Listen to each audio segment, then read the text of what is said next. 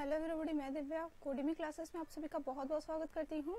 आज हम पढ़ने वाले हैं कबीरदास जी का जो दूसरा पार्ट है सबद का। तो आइए स्टार्ट करते हैं।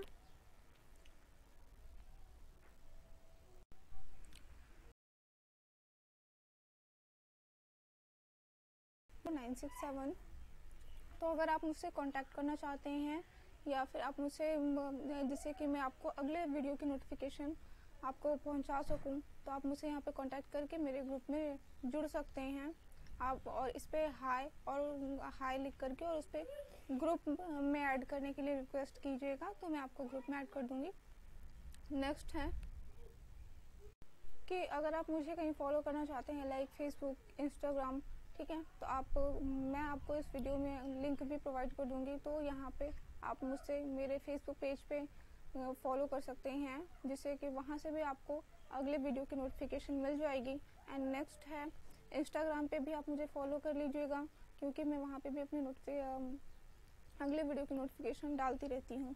तो आप किसी भी प्लेटफॉर्म पे होंगे आप रेगुलरली क्लास कर पाएंगे, ठीक है। आइए क्लास को स्टार्ट करते हैं। तो जैसा आप देख रहे होंगे स्क्रीन में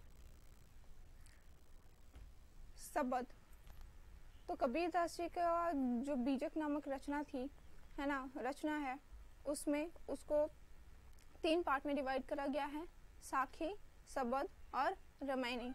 तो साखी में जो कुछ दोहे बीए के फर्स्ट ईयर में हमें पढ़ना था वो हमने कंप्लीट कर लिया है अपने पिछले वीडियो में, और आज हम स्टार्ट करने वाले हैं सबद। तो सबद का मूल अर्थ है शब्द, और जो शब्द है वो गाने योग्य पद है। इन पदों में कबीर का व्यक्तित्व पूर्ण रूप से बाहर दिखाई पड़ता है, मतलब उभर कर सामने आया है। पूरे सबद में आप देखेंगे यहाँ पर कि कहीं पर एक भक्त अपने भगवान से विनय करता हुआ दिखाई देगा, और एक तरफ समाज के प्रति मार्मिक व्यंजना दिखाई देगी, मतलब जो समाज की कुरीतियां हैं, बुराइयां हैं, उनको जड़ से उखाड़ फेंकने के लिए एक अनुरोध भी आपको वहां पर दिखाई देगा। तो आइए स्टार्ट करते हैं। कबीरदास जी के सबद में जो हमें पहला गेय पद पढ़ना है, उसकी कुछ लाइनें आपके स्क्रीन पर मौजूद हैं। आइए स्टार्ट करते हैं। अपून अपो आपहु बिसरियो, जैसे स्वान कांचू मंदिर में भ्रमित भूखी मरियो, ज्यों के हरि बपू निरखी कूप जल प्रतिमा देख परियो, वैसे ही गज फटिक शिला पर दसनन आनि अरियो, मरकट मूठी स्वाद न बिहुरे घर घर नटत फिरियो, कहे कबीर ललनी के सुअना तू है कौन पकड़ियो। अपून अपो का अर्थ है, आप लोग पेन और कॉपी लेकर के बैठा कीजिए, ठीक है, और वीडियो पॉज हो सकती है तो आप लोग पॉज भी कर लीजिए कीजिएगा अगर आपको दोबारा से समझना हो, ठीक है। तो सबसे पहले आप इसमें सारी चीजों के अर्थ नोट डाउन कर लिया कीजिए।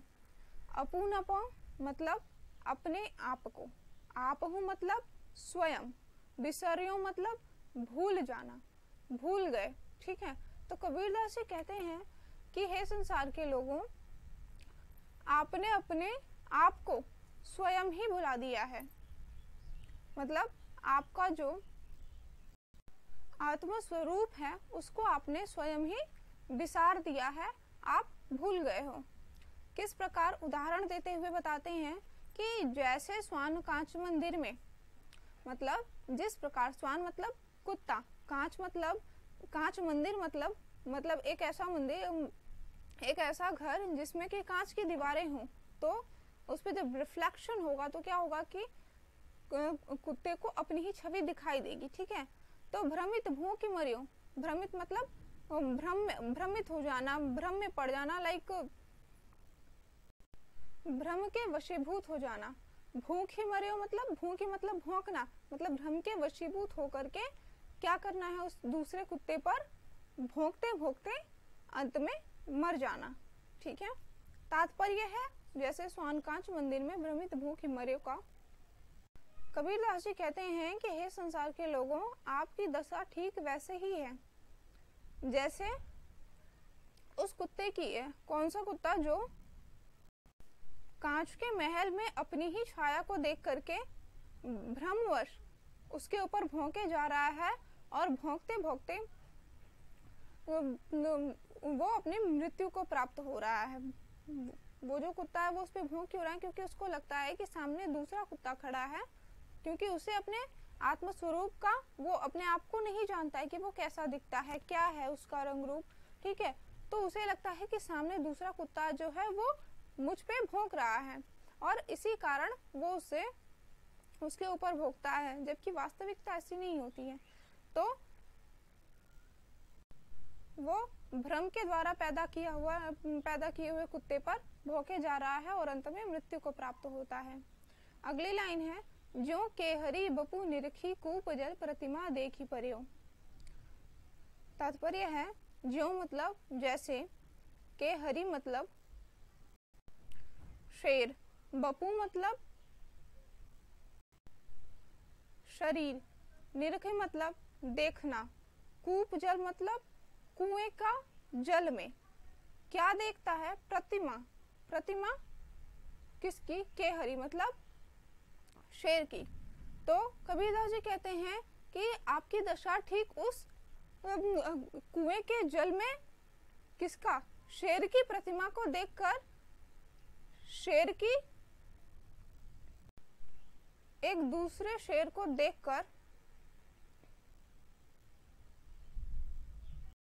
उससे भिड़ने के लिए कुएं में कूद पड़ता है और मृत्यु को प्राप्त होता है। तीसरा उदाहरण देते हुए कहते हैं, वैसे ही गजफटिक शिला पर दसन नानियरियो। मतलब कि आपकी दशा वैसे ही है, गज मतलब हाथी, उसी हाथी के समान जो फटिक शिला पर, स्फटिक जो कि बिल्कुल एकदम पानी के रंग का होता है, एकदम चमकीला, जिसमें कि अपनी प्रतिबिंब कोई भी उसमें देख सकता है। तो कबीरदास जी कहते हैं कि आपकी दशा भी ठीक वैसे ही उस हाथी के समान है, जो कि स्फटिक के शिला पर अपने स्वरूप को देखकर दूसरे हाथी को समझकर क्या करता है? उस शिला पर अपनी ही परछाई को देख करके दूसरा हाथी समझने की का भ्रम से भ्रमित होकर और उससे युद्ध करने के लिए अपने दांतों को क्या करता है? अर्यो मतलब अड़ा देना, दांतों को अड़ा देता है। और चौथा उदाहरण देते हुए कहते हैं कि आपकी दशा ठीक उसी मरकट के समान है। मरकट मुठी स्वाद ने बिहुरे घर घर नटत फिरियो। उसी मरकट के समान है। कौन सा मरकट? मरकट मतलब क्या? बंदर। मुठी मतलब मुंह, मुठी मतलब मुंह। स्वाद मतलब स्वाद। न बिहुरे, बिहुरे मतलब छोड़ता है। घर मतलब घर। नटत मतलब नृत्य करता है। फिरियो मतलब नृत्य करते हुए फिरता है। तात्पर्य क्या है इसमें? कबीरदास जी इसमें कहना चाहते हैं कि आपकी स्थिति ठीक वैसे ही उस बंदर के समान है जो स्वाद के लिए तंग मुंह वाले घड़े में अपने को फंसाकर लोभवश उसे नहीं छोड़ता है और कलंदर की डोरी से फंसकर घर घर नाचता फिरता है।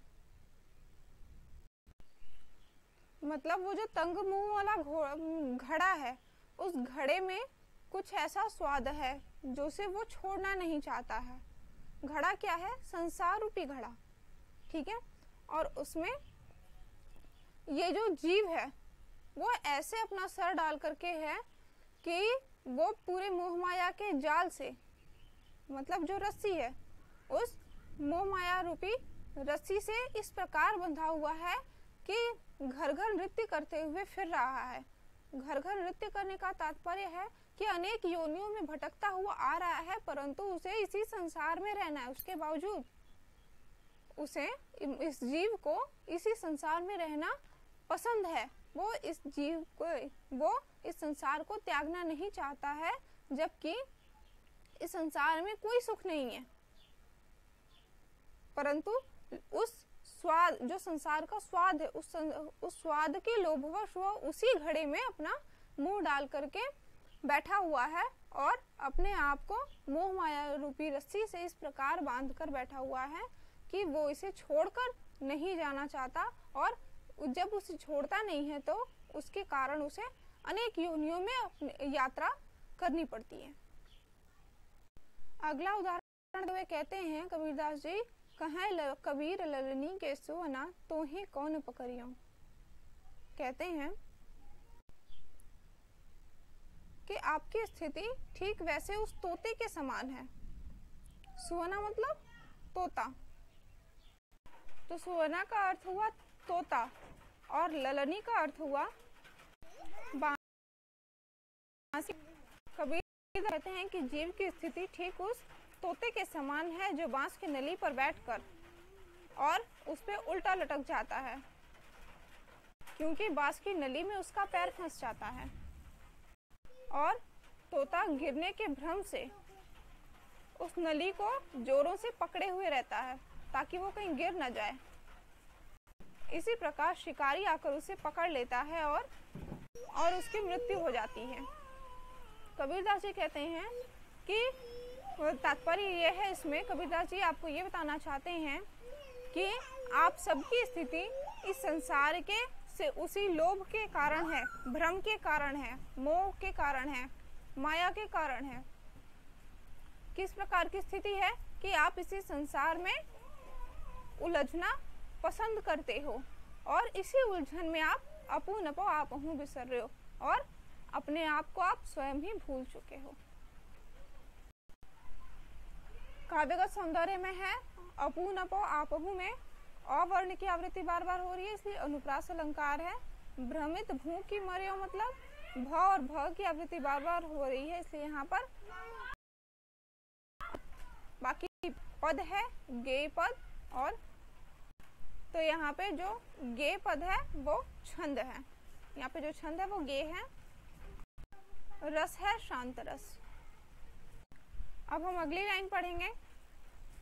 अगला है, अब तो ही जानन देहूं राम प्यारे, ज्यों भावे त्यों हो हमारे, बहुत दीनुन के बिछड़े हरि पाए, भाग बड़े घर बैठे आए, चरण ना लागी करौ सेवकाई, प्रेम प्रीति राखो उरझाई, आज बसो मन मंदिर चोख है, कहे कबीर पर मति दोख है।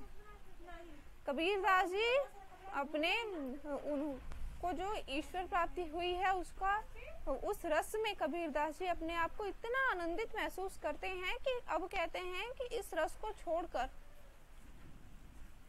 मुझे किसी और चीज की आवश्यकता नहीं है, मैं अब इसी रस में टिके रहना चाहता हूँ। और इसके लिए उन्हें क्या चाहिए कि जो ईश्वर हैं वो उन्हें कभी छोड़ के ना जाएं। तो कबीरदास जी कहते हैं, अब तो ही जानन देहूं राम प्यारे। कबीरदास जी कहते हैं कि हे श्री राम, अब मैं आपको, जो आप मुझे बहुत ही प्यारे हो, राम प्यारे, जो आप मुझे बहुत प्यारे हो, और इसलिए मैं आपको अब जाने नहीं दूंगा, कहीं अन्यत्र जाने नहीं दूंगा। जो भावे त्यों हो हमारे, तात्पर्य है कि अब चाहे जो भी भाव आप लगाओ मेरे यहाँ टिके रहने के लिए, परंतु आपको हमारा ही बनकर रहना पड़ेगा। क्यों? क्योंकि बहुत दीनन के बिछड़े हरि पाए। कबीरदास जी कहते हैं कि हे श्री राम, बहुत दिनों से मैं आपकी प्रतीक्षा कर रहा था और उसके बाद मैंने आपको पाया है। मेरे बड़े भाग हैं जो आप स्वयं मेरे घर आकर पधारे हैं, और अब जब आप मेरे यहाँ आ गए हैं तो अब मैं क्या करूँगा, चरणन लागो करो सेवकाई, मैं आपके चरणों में बैठकर आपकी सेवा करूँगा और प्रेम प्रीति राखो रिझाई, मतलब अपने प्रेम और स्नेह में मैं आपको उलझा करके रखा रहूँगा, जिससे कि आपको इस संसार की याद भी नहीं आएगी और आप मेरे यहाँ ही टिके रहेंगे। और कबीरदास जी कहते हैं, आज बसो मन मंदिर चोख है। आज चोख है मतलब शुद्ध, उत्तम, ठीक है। मन मंदिर मतलब हृदय में, मतलब आज मैं मेरे आप सुंदर पवित्र हृदय में आकर के बस जाइए। और कहे कबीर परहु मति धोखा। कबीर दास जी कहते हैं कि अब मैं दोबारा इस संसार के उलझन में नहीं उलझा रहूंगा। इस संसार मति धोखा मतलब जो मुझे धोखा हुआ था, इस संसार में सुख है, ये वो सुख, संसार का सुख वास्तविक सुख नहीं था, और अब मैं इस धोखे से उभर चुका हूँ। वास्तविक सुख क्या है? वो आपकी प्रीति में सुख है। तो अब मैं आपकी प्रीति में ही अपने आप को लगाए रखना चाहता हूँ, और इस कारण आप मेरे सुंदर मन में आकर के बस जाइए। तात्पर्य यह है कि कबीरदास जी इसमें अपने ईश्वर के प्रति अनन्य भक्ति के भाव को प्रदर्शित करते हुए अपने प्रेम को व्यक्त किया है। काव्यगत सौंदर्य देखेंगे इसमें। छंद है गेय और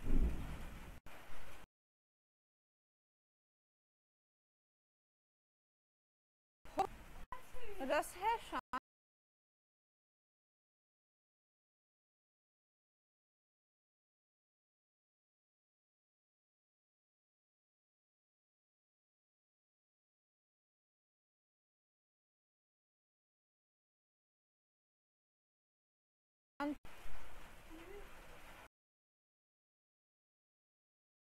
नंबर पे है काहे रे नलिनी तू कुम्हिलानी, तेरे ही नाली सरोवर पानी। जल में उत्पत्ति जल में वास, जल में नलिनी तोर निवास। नातल तपति न ऊपर आगी, तोर हेतु कहु कास निलाग। कहे कबीर जे उदिक समान, ते नहीं मुए हमारे जान। कबीर दास जी कहते हैं नलिनी मतलब जो कमल और जल के बीच में जो एक पतली सी डंडी से कमल बंधा हुआ होता है, उस नलिनी से कहते हैं कि ए नलिनी तू क्यों कुम्हला रही है, क्योंकि तेरे ही नाली सरोवर पानी, मतलब ये जो कमल खिला हुआ है उसे पानी पहुंचाने का रास्ता भी तू ही है। ठीक है, मतलब तेरे ही रास्ते से तेरे ही कारण ये जो कमल है वो खिला हुआ है, परंतु तू कुम्हला रही है। कबीरदास जी कहते हैं कि तेरे चारों ओर तो तालाब का पानी ही है, जल में उत्पत्ति जल में वास, और जल में ही तेरी उत्पत्ति होती है, और तेरा निवास स्थान भी जल ही है। ठीक है, जल में वास और जल में तो नलिनी तोर निवास, मतलब जल में ही तेरा रहना है, तेरा निवास स्थान है। फिर कहते हैं नातल तपति न ऊपर आग। फिर कहते हैं कि ये जो नीचे सरोवर की सतह है वो जल के कारण गर्म भी नहीं है, मतलब तप भी नहीं रही है, और ना ही तेरे ऊपर कोई अग्नि की वर्षा हो रही है। तो तोर हेतु कहु कास निलाग, मतलब जब ये सारी कोई भी स्थितियां उत्पन्न नहीं है, मतलब वातावरण सही है तेरे लिए, तोर हेतु कहु कास निलाग, तब बता कि तू मुरझा क्यों रही है। तोर हेतु मतलब फिर क्या तेरा प्रेम किसी और के साथ हो गया है, मतलब तू इस कमल को छोड़ करके किसी और के प्रेम में मुरझा रही है। फिर आगे कबीरदास जी कहते हैं कहे कबीर जे उदिक समान, कि जो जल के समान है वो हमारे समझ से मृत नहीं है। आध्यात्मिक अर्थ ये है, कबीरदास जी कहते हैं यहाँ पे जो नलिनी है उसने आत्मा का रूप लिया हुआ है। तो कबीरदास जी अपनी जीवात्मा से कहते हैं कि हे जीवात्मा तो उदास क्यों हो गई है, जबकि तेरे सब ओर तो परब्रह्म का ही वास है। तेरा उद्गम भी ब्रह्म है, और तेरी उत्पत्ति भी ब्रह्म से ही हुई है, और उसी परब्रह्म में ही तेरा निवास स्थान भी है। तेरे नीचे ऊपर कोई दुख का कारण नहीं है। तो कबीरदास जी कहते हैं कि कहीं ऐसा तो नहीं है कि तेरा प्रेम किसी और से लग गया हो, मतलब इस परब्रह्म को छोड़ करके तू ब्रह्म से अलग हो गई है और तेरा प्रेम किसी और से हो गया है, क्योंकि जो भी ब्रह्म के समान है वो कभी भी मृत नहीं हो सकते। अर्थात जिन्हें यह ज्ञात है कि आत्म तत्व ही ब्रह्म ज्ञान है, ब्रह्म तत्व ही है, वे अमरत्व को जानते हैं। और जो अमरत्व को जानते हैं वो हमारी समझ से मृत्यु को प्राप्त नहीं हो सकते। यहाँ पर छंद है गे, अलंकार है रूपक अलंकार, और रस है शांत रस। या फिर अगला दोहा पढ़ते हैं, अगली लाइन पढ़ते हैं।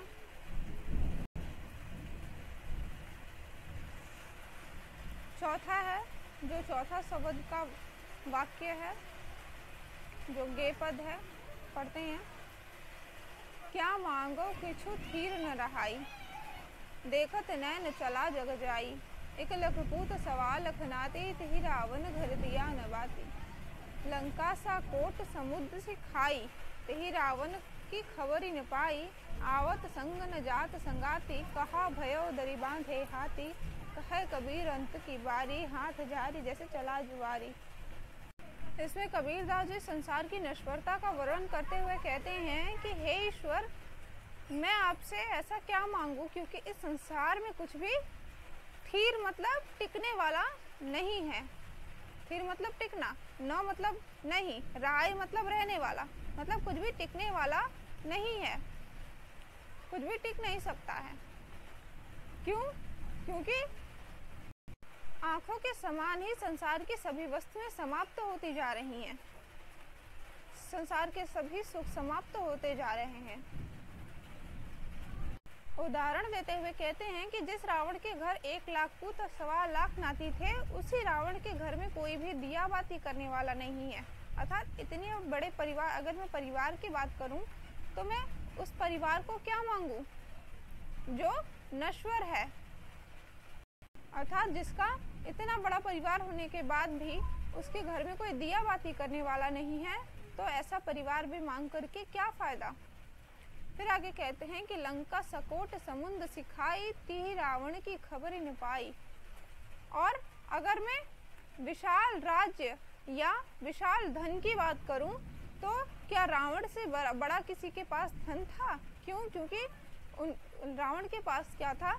लंका सा कोट, जिसका लंका जैसा किला, कोट मतलब किला, और समुद्र से खाई मतलब जिसके चारों ओर समुद्र की खाई थी, मतलब वहां पर कोई दुश्मन भी वहां पर वार नहीं कर सकता। और फिर भी तिहि रावण की खबर ही नहीं पाई, मतलब इतना सुरक्षित होने के बाद भी उस रावण की कोई खबर नहीं मिल सकी। अर्थात इतना वैभव संपन्न रावण का अंत कुछ इस प्रकार हुआ कि उसके मृत्यु का भी कोई खबर, कोई अता पता नहीं मिल सकता। फिर कबीरदास जी कहते हैं कि आवत संग न जात संगाती, कहा भयो दरी बांधे हाथी। मतलब कबीरदास जी कहते हैं चाहे कोई कितना ही वैभव संपन्न इंसान क्यों ना हो, वो हर व्यक्ति आवत संग न जात संगाती, मतलब न किसी के संग में यहाँ इस संसार में जन्म लेता है और ना ही उसकी मृत्यु किसी के साथ होती है, ना ही उसके साथ में कोई जात पात होते हैं, और ना ही जात पात मतलब कि जो ऊंचे कुल खानदान की जो है, मतलब ऊंचे कुल खानदान की भी मृत्यु होती है, और सबको सब कुछ अकेले ही छोड़कर जाना पड़ता है। और अंत में कबीरदास जी कहते हैं कि सबको उसी प्रकार इस संसार को छोड़कर जाना होता है, जैसे हाथ जारी जैसे चला जुआरी। जैसे हारा हुआ जुआरी हाथ झाड़कर जुआ स्थल से चल पड़ता है, इसी प्रकार हर इंसान को इस जुआ रूपी संसार से स्थल को, मतलब संसार के जुआ को हार कर जुआ स्थल से उठकर जाना ही पड़ता है। छंद गे पद है, रस शांत रस है और अलंकार है इसमें उपमा अलंकार और जग जाई में ज वर्ण की आवृत्ति बार बार हो रही है, तो इसलिए यहाँ पर अनुप्रास अलंकार भी उपस्थित है। अगला पद पढ़ते हैं। जतन बिनु मृगनि खेत उजारे, टारे टरत नहीं निसबासुरी बिडरत नाही बिडारे। अपनैर अपनैर रस के लोभी, करतब न्यारे न्यारे। अति अभिमान बदत नहीं, काहो बहुत लोग पछियारे।